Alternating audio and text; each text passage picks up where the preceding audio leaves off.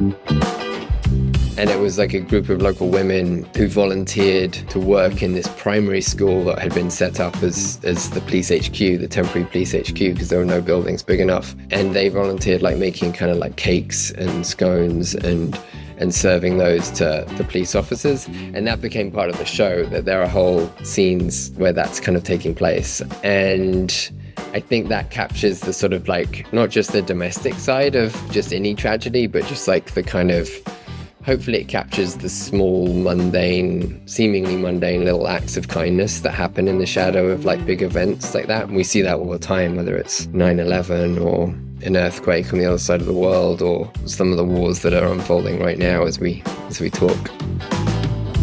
I think I know you better. Oh, if I knew your recipe. How much love do you put in the bowl when you cook from the soul, trying to feed your family?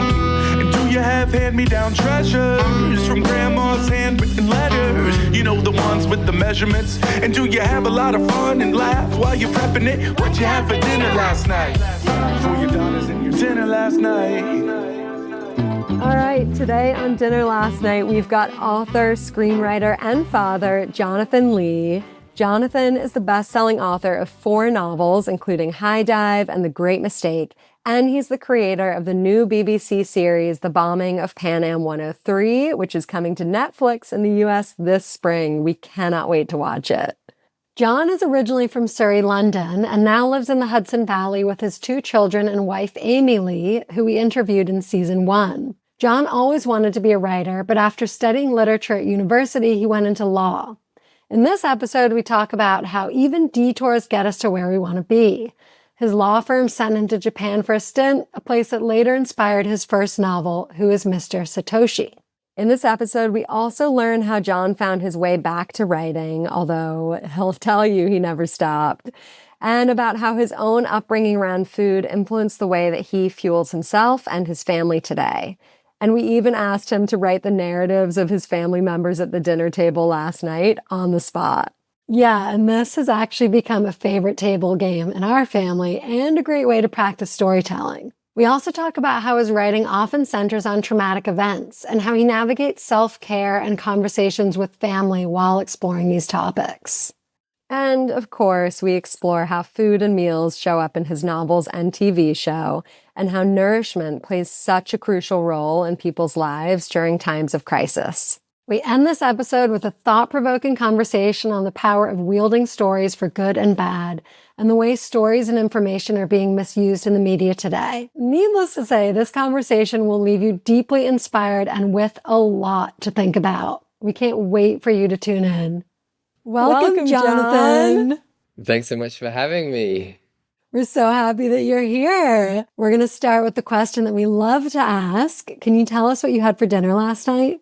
Last night we had tacos with the kids, and my better half made them, and we had salmon, we had some chicken ones, and like the kids were really enjoying it. And then halfway through, they realized it wasn't Tuesday, and they got like irrationally angry because they have a great belief in the idea of Taco Tuesday, and it was Taco Monday. But until that moment, they were having a good time. It's just that once they realized it wasn't Tuesday, we were screwed. We had the pleasure of interviewing your other half in season 1, and I think Amy made a point of saying that you do have Taco Tuesdays, so I understand your kids' rage at changing that to Monday. It's interesting though, isn't it? They were like immediately like it didn't taste as good because it wasn't Tuesday, which is the kind of thing that I'm sure you guys talk about all the time when you're kind of, well, the things you're up against when you're trying to feed your kids vaguely healthy food and get them excited about something. Like the branding matters is what we took away from that. I feel like that's such a good metaphor for just raising kids, right? Like rituals, routines, boundaries, all that stuff is so important. It helps them feel safe and know what's happening, but also you give them what they want and then they're not happy with it, right? Like I remember when our kids were really little, always seeing things on Instagram where it was pictures or videos of children crying because the parent had done the thing that they had asked them to do, right? Like my kid is crying because I cut the crusts off the sandwich for them, which they asked me to do.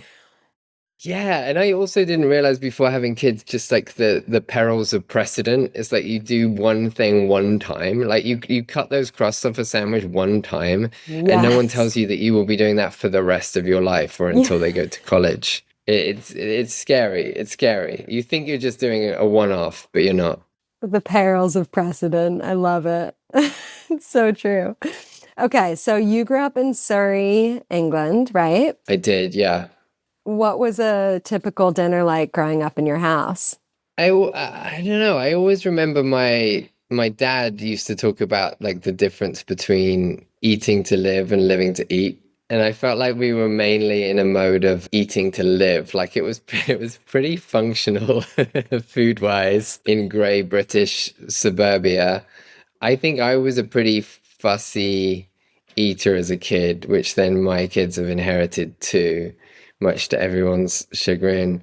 So I think there was like a lot of like chicken nuggets. There were a lot of like fish fingers. Pizza, not such a big thing in Britain in the 80s. But I do remember like there were certain meals that I would get excited about. Like we would almost always have like a Sunday roast lunch of the kind that you guys probably had when you were soccer stars in England. And the other thing was like Friday night would often be like an Indian takeaway. And I've always loved Indian food. And I think that goes all the way back to being like 7 or 8 years old and my dad walking in the door with a takeaway bag. And we didn't like eat out often or get takeout often. So it was just like a very exciting thing, and the smell of all that Indian food and just eating the poppadoms and the chicken tikka and the I would on Fridays, if it was like dressed up as an Indian meal, I would eat things that I wouldn't eat the rest of the week.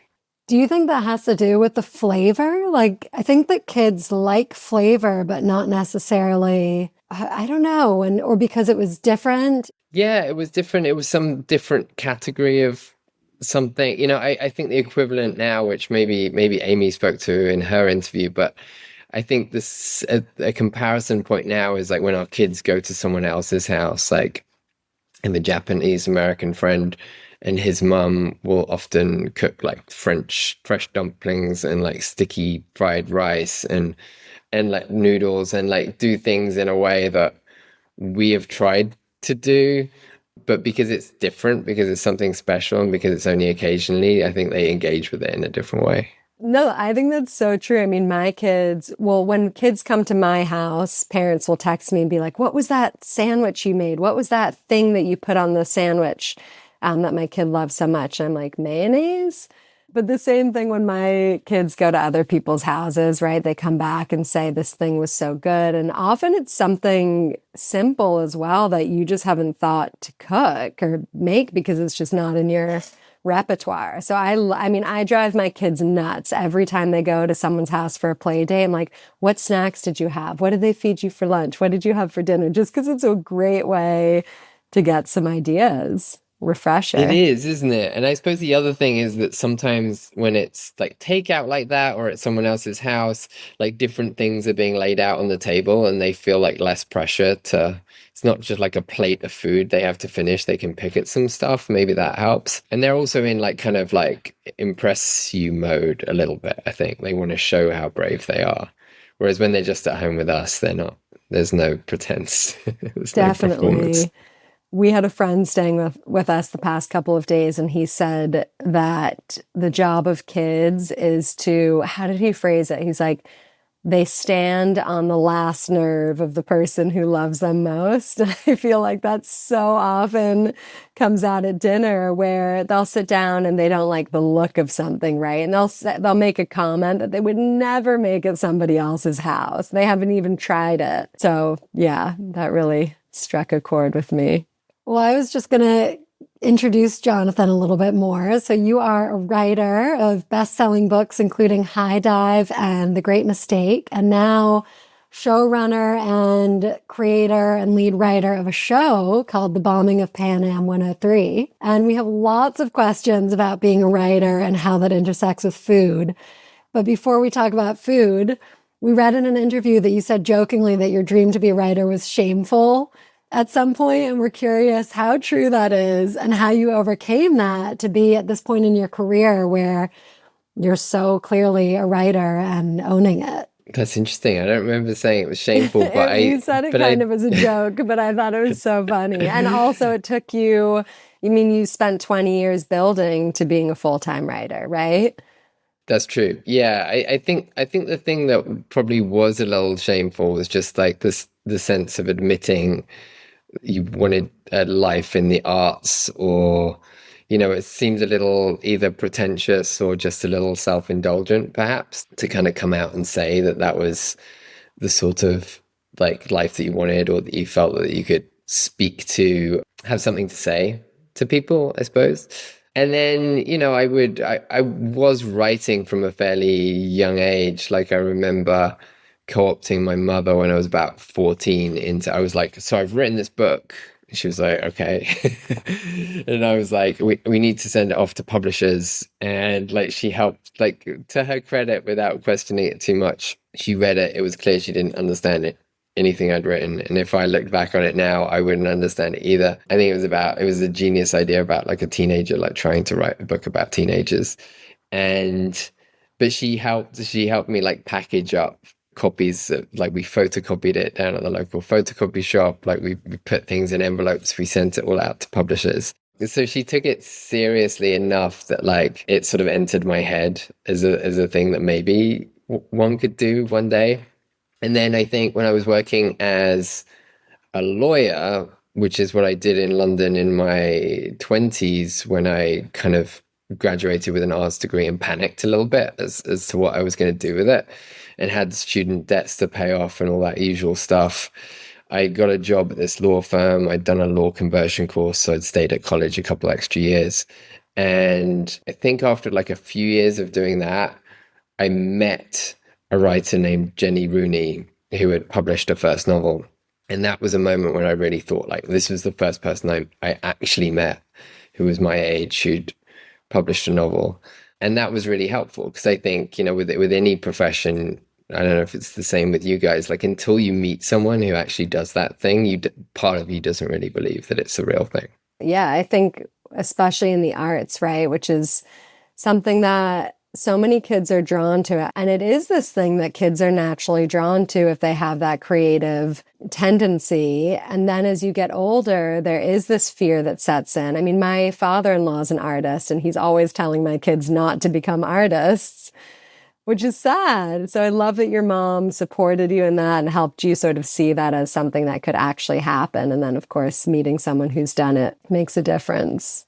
Yeah, and it's funny, like having kids, isn't it? Is sort of definitely on my end, it made me think about stories in a different way too, because one of the first things you're trying to do is kind of teach them to write, teach them to read, teach them to love books. I think we've like finally got there with our kids now, where at nighttime they'll want to keep the light on and read for a little bit of extra time. And there is something, so it's a cliche, I guess, but there's something so primal in stories and wanting to disappear into a story, and also be involved in shaping your own. Like all of our kids write little weird, funny stories, whether they even know they're doing it or not. Like there's something very like basic within us that wants to do that, I think.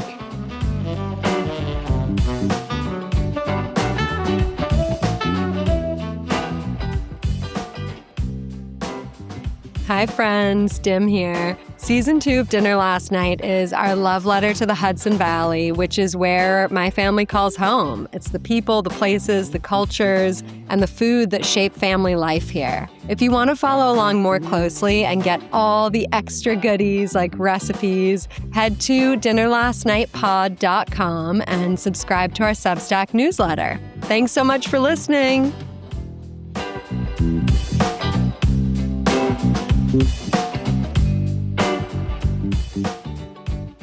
How do you think that having kids now, how do you encourage them to hold on to that? Because it's something that I struggle with. I mean, I read a ton, I listen to stories, and I'm listening to Cher's memoir right now, randomly.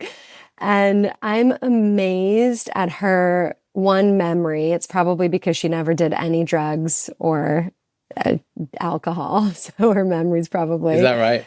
Yes, much better than mine. But she just remembers everything in such detail and can tell such a good story. So how will you help your kids sort of hold on to that ability to tell stories and remember the details? I suppose like one thing is trying, which is a really difficult balance, is like trying not to force writing and reading on them as work too much, because then I think they associate it with work. They think of it in that way. But that's really difficult because you do want them to be able to read and write for other reasons. I think another thing is pointing out in things that they really love, like in Bluey, for example, like such a good TV show, so brilliantly done. Best show Like, ever made. the best show ever made, right?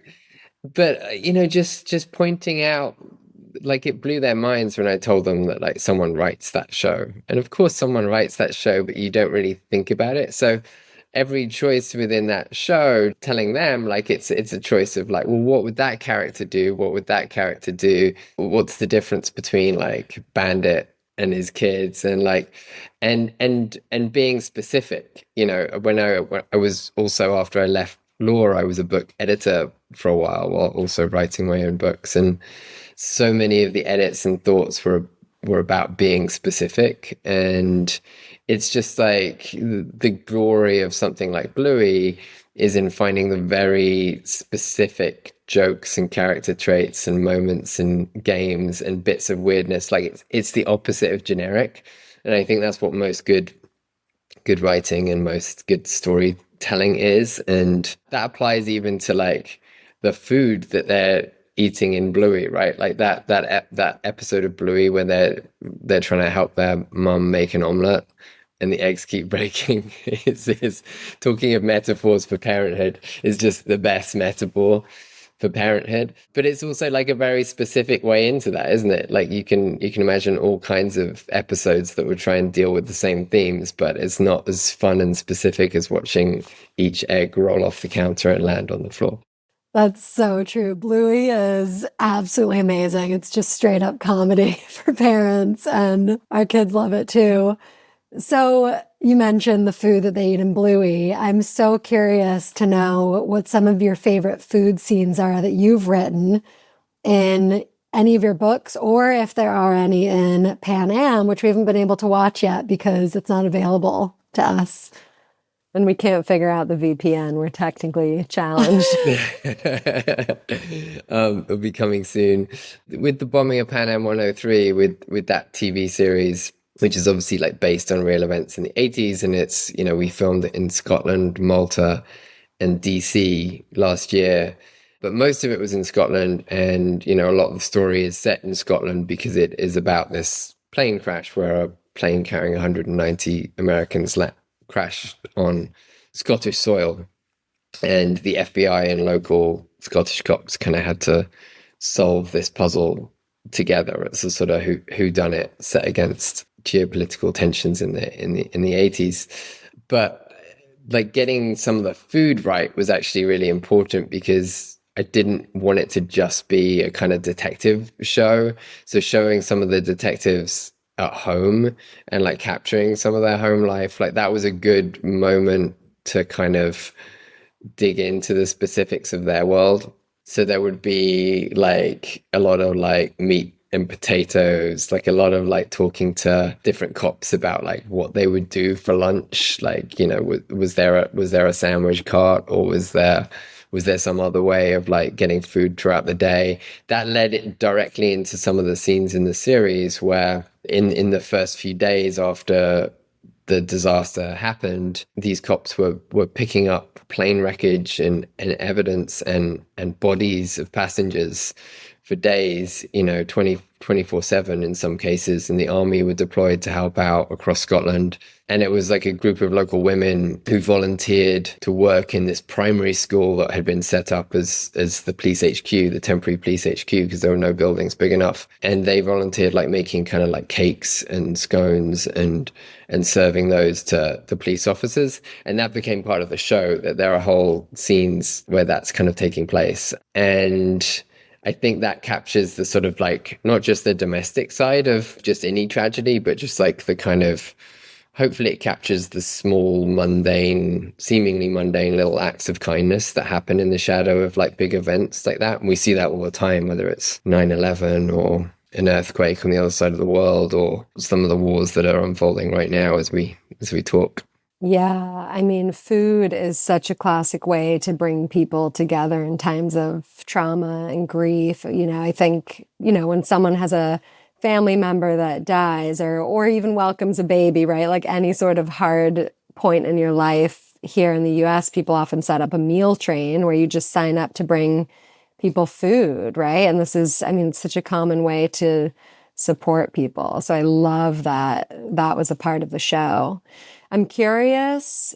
So this is the second, well, you've written a lot about events that have some level of trauma or violence. You talked about your interest in geopolitics in the 1980s, and one of your other books, High Dive, was also centered around an assassination attempt of Margaret Thatcher. And I'm curious, as a father now, how do you sort of navigate talking about traumatic events and violence, especially as we're experiencing, a lot of things in our country right now with your children? And how do you sort of decide how much to share as well? And I'm asking because I'm curious, you do this so well through storytelling in the books and the show. And how do you think about translating that to real life? It's tricky, isn't it? I think that I tried to answer questions to my kids honestly when they say like, what are you working on? Like, why what are you disappearing to the barn to do this morning? And I would tell them like, oh, it's a TV show that's kind of about this. It's about the wake of this disaster. And they'd ask what kind of disaster, and I'd be like, well, this plane crashed. And then you see them processing that, and then the next time you're sitting next to them on a plane, you get weird sensations that I think you might not otherwise get. And talking to lots of like families as research for the Pan Am show, talking to lots of families who had actually lost kids or siblings or spouses on the plane, like that was pretty intense. And it's like you try not to bring that home, but you're kind of inevitably going to bring it home in a way.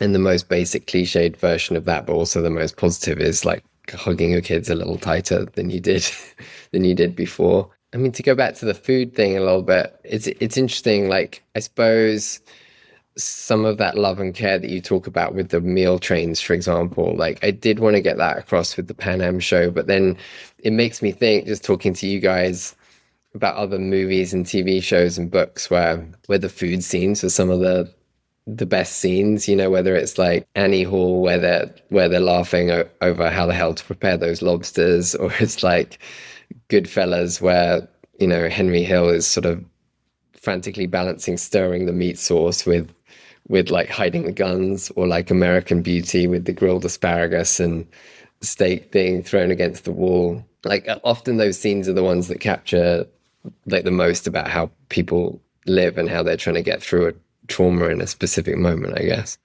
Well, and I think that food is so relatable. It's a moment in which people can connect to the characters that they're seeing or reading about because they understand what that process is. It makes me think of, do you know Ellen DeGeneres? Have you seen her comedy special, Relatable? I don't think I have. Oh my gosh, you have to watch it. It's so funny.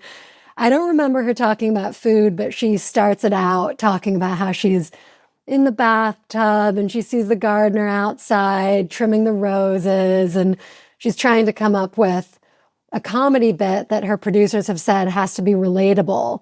And then she gets out of the tub and she's on the bath mat and the towel's across the bathroom, and she starts scooting on the bath mat to get there, and she's like, this is relatable.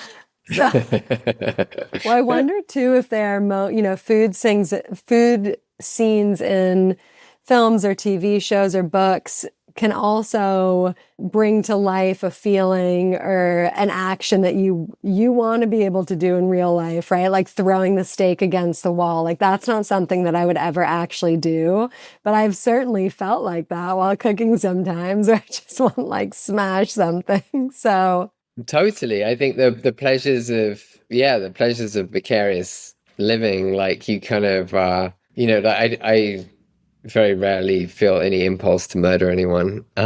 Just occasionally, just very occasionally. But it's still a thrill. Like when you're reading like if you read Donna Tartt's Secret History, that book from the early 90s, that's a great book. But there's like a kind of high tension dinner scene after this group of students have like accidentally murdered one of their friends, and they're having this like rustic heavy meal of like a leg of lamb with rosemary and like loads of expensive red wine and like a mountain of mashed potatoes. And like you're reading that scene and you're like, oh yeah, there's this mix of refinement, but also like the primal bloody reality of this meat on the plate.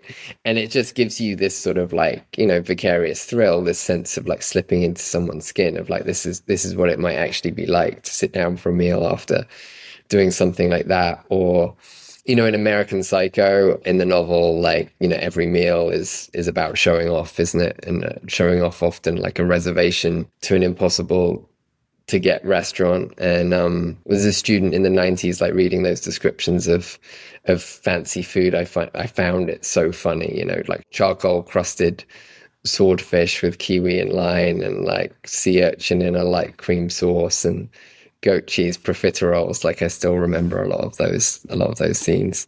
I'm so impressed with your level of recall for detail. I mean, it only applies to fiction. Like real life, I can't remember anything. But like if it's made up, I can.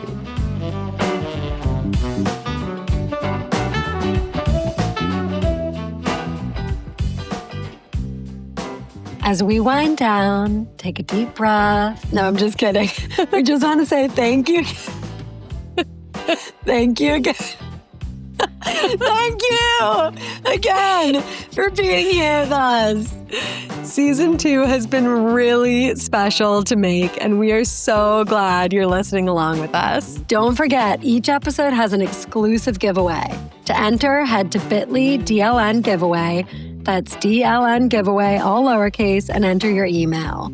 And you can also grab the link in this episode's show notes below. Thanks for being at the table with us. Buon appetito. Buon appetito.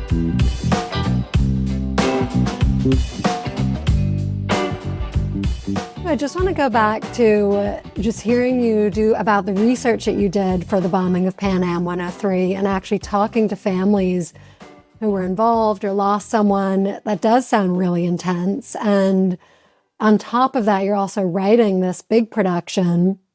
How do you take care of yourself through the process, I guess, of writing that show specifically, but in general, when you're writing these high-stakes stories where you're coming across a lot of content and material that can be disturbing or unsettling? I mean, some of it really is like the most basic stuff, isn't it? Like, putting the emotional side to one side for just a second. Like, I think when I was doing this show and I was like on set, and we were filming a lot of nights, like there are all sorts of things that I wish I knew when I embarked on it. For example, I'd written for other people's TV shows, but writing this one was the first time I was kind of like creating and showrunning, and I wrote a bunch of night scenes, partly because in reality, a lot of the things that are depicted in the show did happen at night in the first couple nights. But then you arrive on set in Scotland in the middle of winter, and guess what? Like, you've got to film it at night. And none of the actors thank you, and the caterers don't thank you for that, and like all of the wonderful crew don't either. And by the like 7th successive day of night shoots, where you're like not getting to bed until 7 a.m, it's taking a toll on your body. So you almost have to, I'm definitely not an athlete, but you have to think of yourself almost in the way that an athlete might, especially for someone in their mid-40s. I was like, I've got to start eating really healthily during the day. I need lots of light, protein-rich meals, and that are not going to make me tired. Like, I'm really going to like avoid heavy sandwiches, and I'm going to kind of like manage my caffeine intake pretty carefully. And then when I wake up, I'm going to try and find a place to work out a little bit before like, getting into the day's shoot. So it does make you think about those things. And I suppose like entering into my 40s, I started thinking about that stuff generally every day. Like I think Now we talked about the eat to live versus live to eat thing. I think during the day, I'm really eating to live in the sense of like I'm trying to eat things that will like make me feel good and give me energy during the day and not bog me down. And then in the evening, I'm like switch modes and I'm like, okay, this is the time for like a little bit of hedonism with what we eat. This is the time to have like a dinner that's actually nice instead of something that's just like a hastily prepared mix of like tuna and Smoothie. eggs. Yeah, smoothie. Amy made a joke that you've turned into a baby and you just eat liquid foods. It's very, I mean, certainly in the mornings, I'm just pure liquid. I'm pure liquid at this point. There's just like a lot of spinach like thrown into a smoothie with some frozen banana and some other stuff. But I do weirdly enjoy it. Like I like carrying around my little jar of baby food and sipping it through the morning. So it sounds like your next show is going to be on the coast of Italy, where there's a Mediterranean diet, filmed during the day. Please. I mean, honestly, it did make me think, you know, making a show mainly set in Scotland, which is obviously beautiful, but in the winter can be quite tough at times. And then watching shows like White Lotus when I got back, and I was like, this guy who made White Lotus has really got it right. Like he made a really good choice. Really good choice. So my family was just in Brighton 2 weeks ago, and I wish that I had gone to see the Grand Hotel, which is featured in High Dive. But I read an interview about that book, and you talked about how you're a micro thinker and love to hone in on small details like the room number in the hotel and the bathtub under which the bomb was planted. And it made me think of you as someone who's extremely present, and as a parent, how that would be such a beautiful quality, because we're so often thinking macro, like what is their education going to look like, and big picture thinking. So I'm curious how being a micro thinker translates to parenthood, and whether you are zeroing in on details like dinner or other things, or if that's different in that realm of your life. I mean, we all talk about and want to be present in the moment, don't we, with our kids?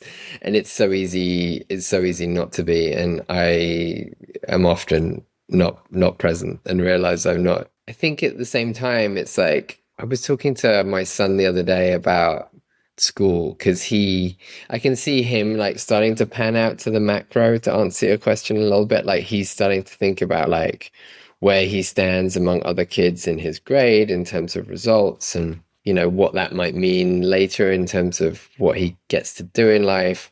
And I was trying to tell him, which I guess is a version of micro thinking, that I wish someone had told me when I was at school that the point of going to school, apart from socializing and making friends and stuff, is to find things that you're interested in so that you can do more of them later, which is a really simple thing.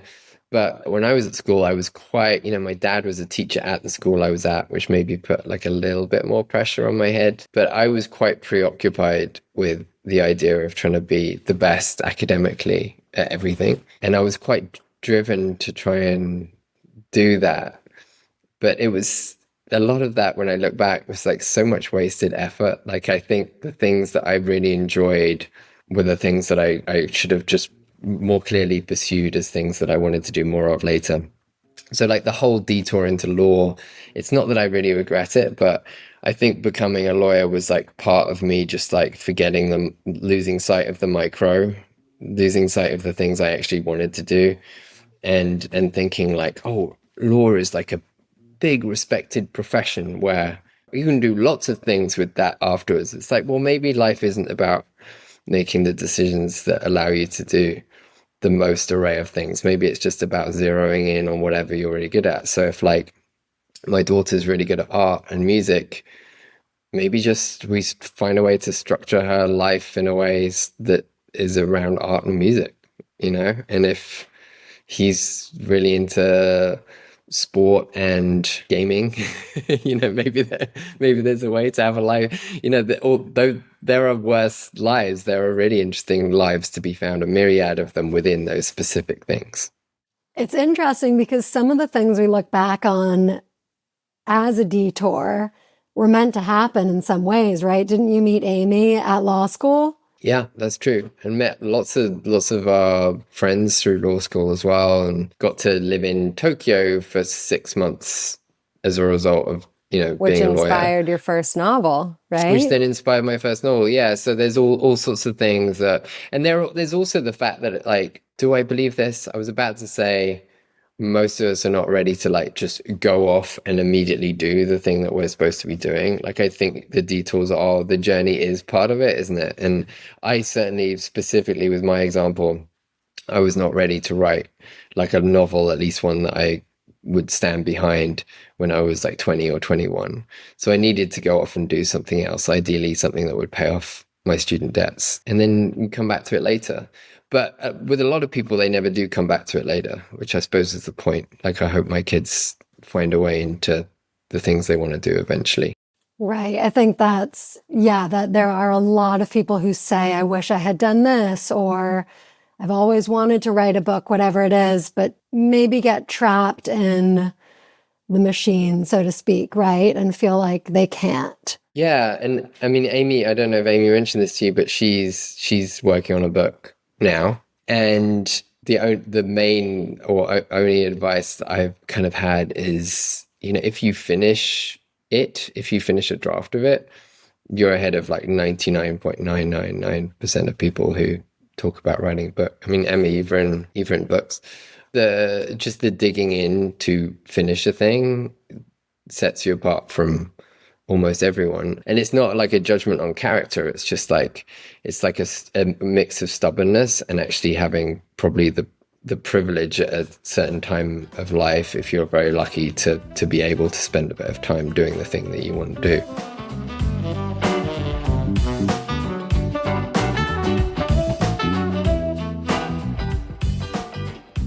Before we go, I know, don't cry, it's sad, but we'll be back. We just want to say thank you for tuning in to Dinner Last Night with us. Season 2 is really close to our hearts, and we are so honored to share the thought-provoking, heartwarming, inspiring, and refreshing conversations we've had with some serious superstars from the Hudson Valley region of New York. And if this episode made you think of someone, a friend, a parent, a neighbor, anybody who popped into mind, the guy at the post office, the cashier, we'd love it if you'd take a moment to share it with them. You can send it. All right, Tim's losing it. You can send it in a text, a DM, or however you share things you love. Like you can just tell the cash register person when you're buying your groceries. Thank you so much for helping our small but mighty Dinner Last Night community grow. We love you. We're so grateful. We love you.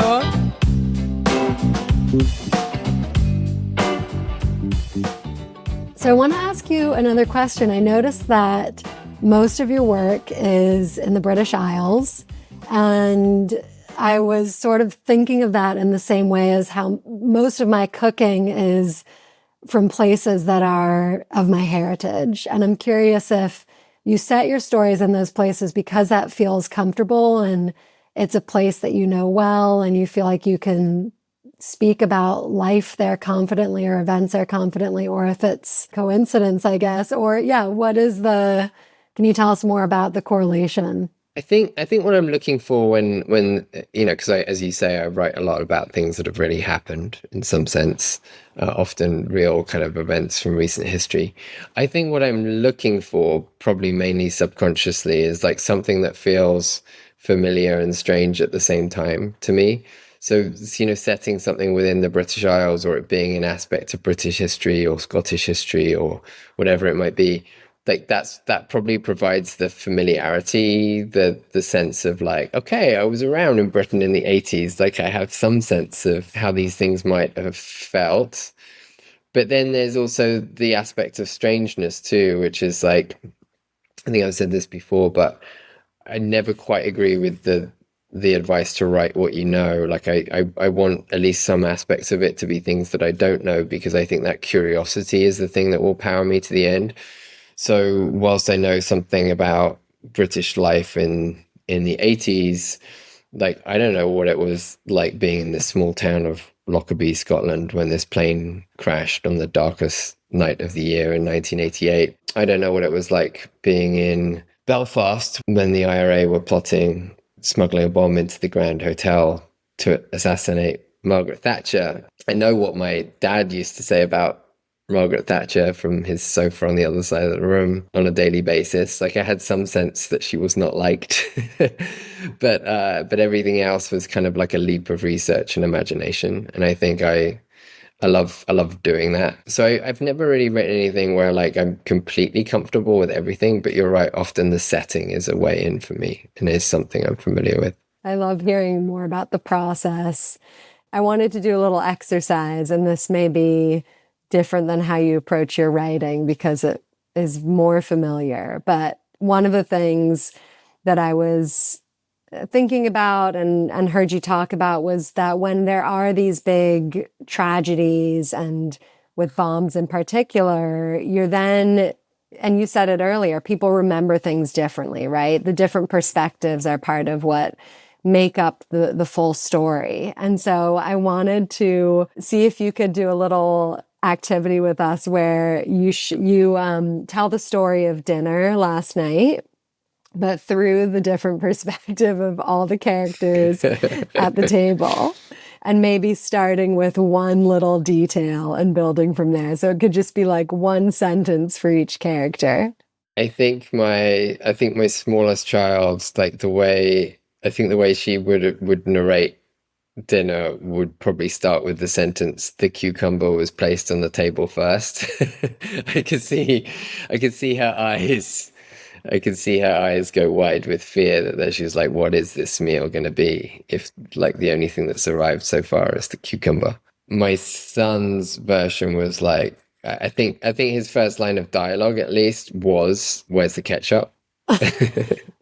Relatable. Not often an accompaniment for tacos. I think from Amy's perspective, she's like approaching the table, just asking in her interior monologue, like, when's the thank you going to come? Are they going to say thank you? Then I'm watching her approach the table, and I know that that's what her interior monologue is. So the first words out of my mouth are, "You going to say thank you to mom?" And then the final perspective around the table is the perspective of Custard the cockapoo. I was waiting for that. Who is under the table, just looking up, just trying to figure out which of the four of us is either going to offer him a scrap or be negligent enough in the process of eating that a scrap falls on the floor. And I think he guessed right. I think he was like hovering under my daughter's chair, and he got something pretty quick. That's so funny. I feel like I want to do that with my own family, just to have a lighter lens around dinner as well. It's true, actually. Once you start getting out of your own perspective, you're like, well, we're in a strange little performance here. That makes me think storytelling is such a great way to build empathy, right? I don't know if that's something you talk about with your kids, but I just I don't know. That's you're really putting yourself in the other person's shoes. Yeah, I mean, I always felt that storytelling it is a good way to build empathy. I think in the last few years I've started to focus more on the things that can be used to destroy as well, especially living in a situation when so many facts are distorted into fictional narratives that purely serve the people in power. And also the way AI feeds into all that, and just like, for example, just the complete recasting of the story around some of the stuff that's been happening in Minneapolis in the last couple of days. Stories can build empathy at their best, and then like at their worst, there's like the dangers of narrative as well. Yeah, such a powerful tool, right? For good or bad. Yeah, the playfulness inherent in being able to make something up, but also the fact that it can just be used to just peddle lies. Yeah.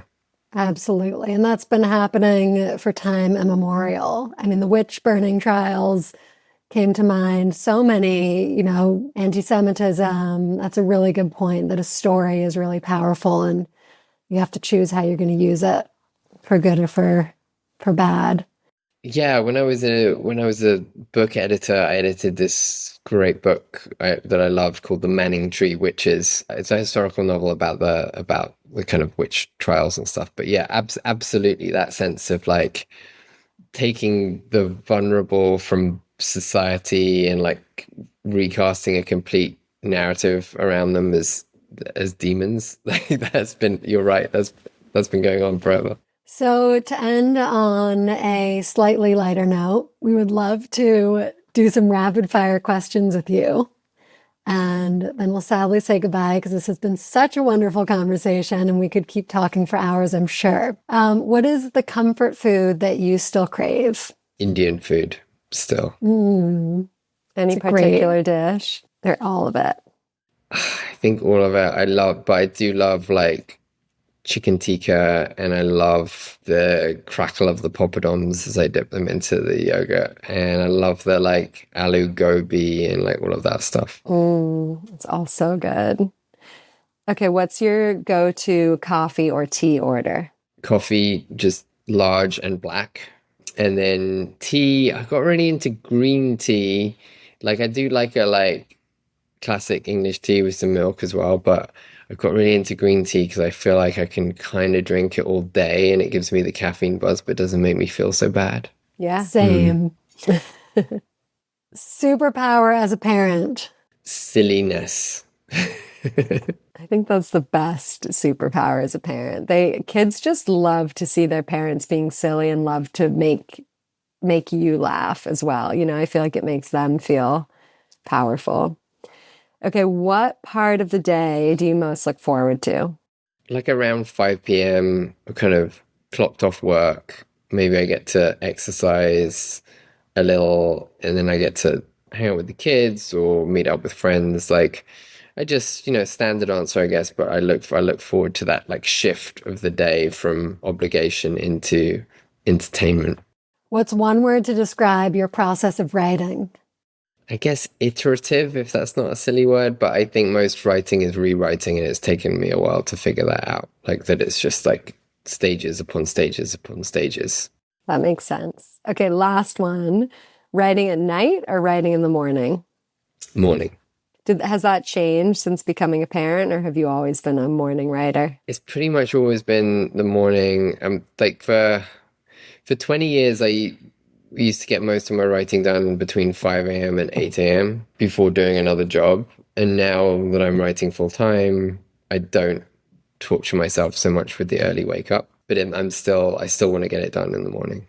Yeah. Is it like after the kids go to school, or do you still wake up early before? Yeah, we trade off a little bit. Like there's a couple of mornings where I get to start early.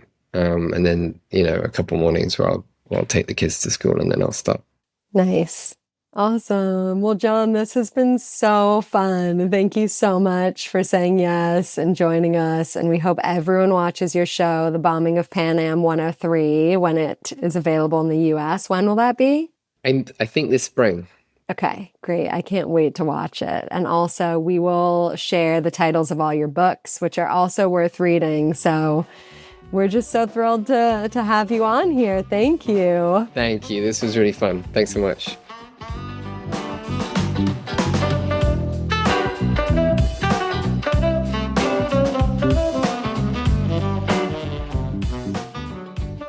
Before you go, I just wanted to say one more time, thank you so much for listening to Dinner Last Night. Feeding our families isn't always easy, but dinner is almost always a story worth sharing and a meal that connects us all. Dinner Last Night is co-produced by us, Emma Frisch and Dimity Palmer-Smith, your twin hosts behind the show. And the episodes in season 2 are edited by Stuart Hetzler. The theme song we can't stop dancing to is written by Emerson Longstory Bartlett, featuring Drew Martin on saxophone. And yes, that's a chorus of our kids you hear singing along. To get all the juicy extra bits that accompany each episode, like recipes and giveaways, you can subscribe to our newsletter at dinnerlastnightpod.com. And every episode includes a special giveaway, which you can enter through the link in the show notes or by heading to bit.ly/DLN giveaway. That's DLN giveaway, all in lowercase. You can also follow us on Instagram at Dinner Last Night Pod for guest highlights, micro street interviews where we buck up and ask strangers what they had for dinner last night, dinner time inspiration, and cheesy twin moments. From our table to yours, thank you so much for being part of this journey, and thank you for listening. What'd you have for dinner last night? For your daughters and your sons versus where you come from. What'd you have for dinner last night? How many meals can you make in your mind? What'd you have for dinner last night? You got some tips for saving some time? What'd you have for dinner last night? Dinner last night.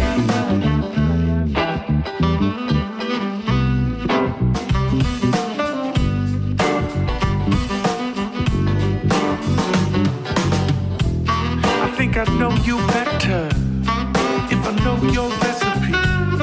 Think we're in this together, 'cause we all gotta eat.